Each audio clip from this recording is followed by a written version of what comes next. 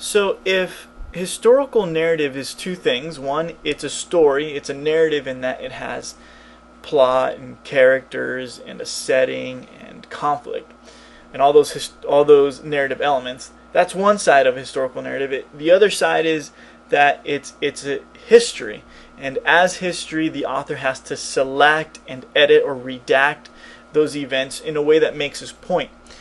So that you've got these two sides of historical narrative, and I want to suggest to you that various historical narratives in the Bible will emphasize either to communicate through the narrative elements of character, plot, conflict, or they want to communicate through selectivity and how they edit the information to make their point. So essentially, the author's making a point using history, and he can either choose to make that point by by using the characters and the plot and conflict, or he can make that point by how he chooses what events he talks about and how he edits that information. And so in the New and Old Testaments, you have stories where the author chooses to communicate primarily through one of these elements. Let me give you an example. If you read the Gospel of John, John is trying to prove to you or to his readers that Jesus is God, and that and really the conflict there is, can Jesus convince the world that he is who he says he is? And so the author tells this story. The way he makes his point is by bringing in characters like Nicodemus, who should know who Jesus is but doesn't. He brings in woman at the well who is a low social status but does see who Jesus is. You have the blind man who can't see anything in real life but who can see that Jesus is who he says he is. And then you have the Pharisees who are educated, are expecting the Messiah, and who are blind to Jesus, who Jesus is. So in the Gospel of John, the author is communicating through those narrative elements of character, plot, and conflict, and the rest of those narrative elements. Compare that to a narrative like Luke's story of Acts.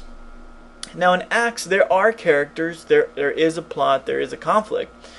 But Luke seems to be communicating more primarily through his selection of what historical events he wants to tell you about and how he presents them. So it's not really so much about characters and plot and that, although that is present. He's really communicating through his selectivity or his redaction. It's what events he tells you and how he presents them that really tells you the story.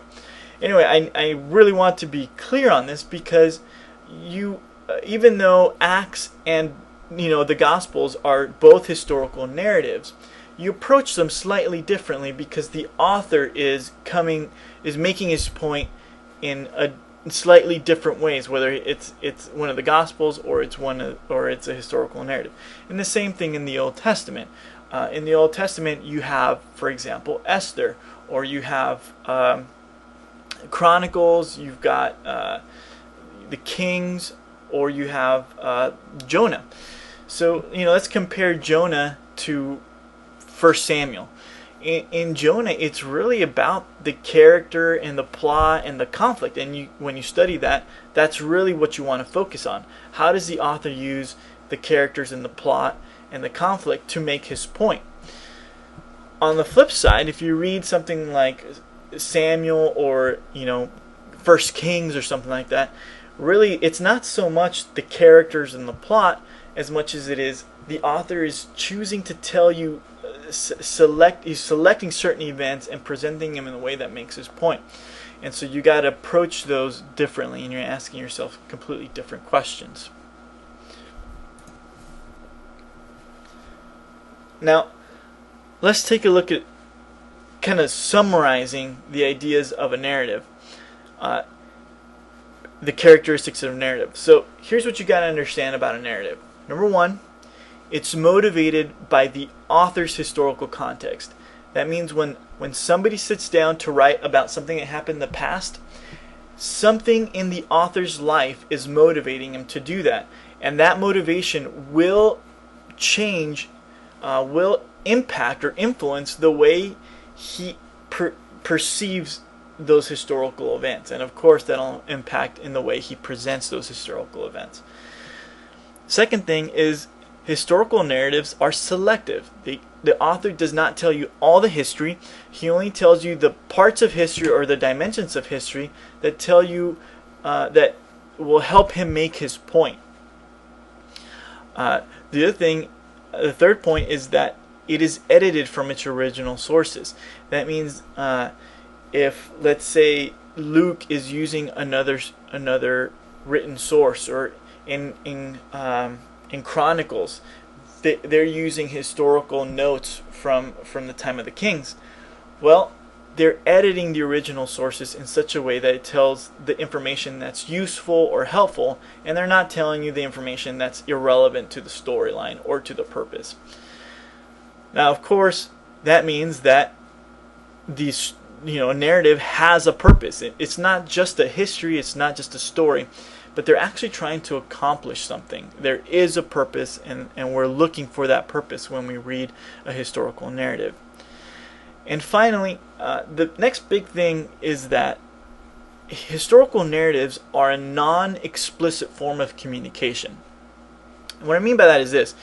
In a letter, the author just tells you what he wants you to think. Do this, do that, believe this, believe that. Now, in a story like a historical narrative, they don't just come right out and tell you, this is what you need to believe, this is what you need to do. Instead, they tell you a story that leads you to think that way, or motivates you to do a certain thing or not do a certain thing. So in that sense, it's non-explicit. Now, the reason that's important to know is because if you read the whole story, if you read all of Genesis, or you read all of Luke or Acts, and you don't ever look for the non-explicit message that the author's trying to get at, then you're missing the real point of that story. It's non-explicit, so it is hidden, or not hidden, but it's between the lines. And so you've got to shoot for that in order to really understand the story. Anyway, so this is what we're looking at. It is motivated by the author's historical context. It's selective, it's edited, it has a purpose, and you've got to look for that non-explicit message because the author is communicating between the lines.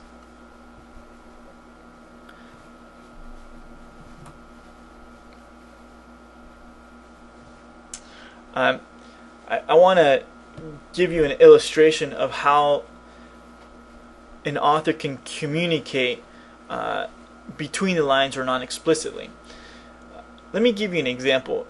There's a story of the golden goose or the goose that laid the golden eggs, and the story goes that this farmer has this goose that lays golden eggs, and he becomes so greedy that they end up ripping into the goose to see what's inside of it to hopefully get more gold. Now, the moral of that story is that you shouldn't be greedy. Or else you lose everything.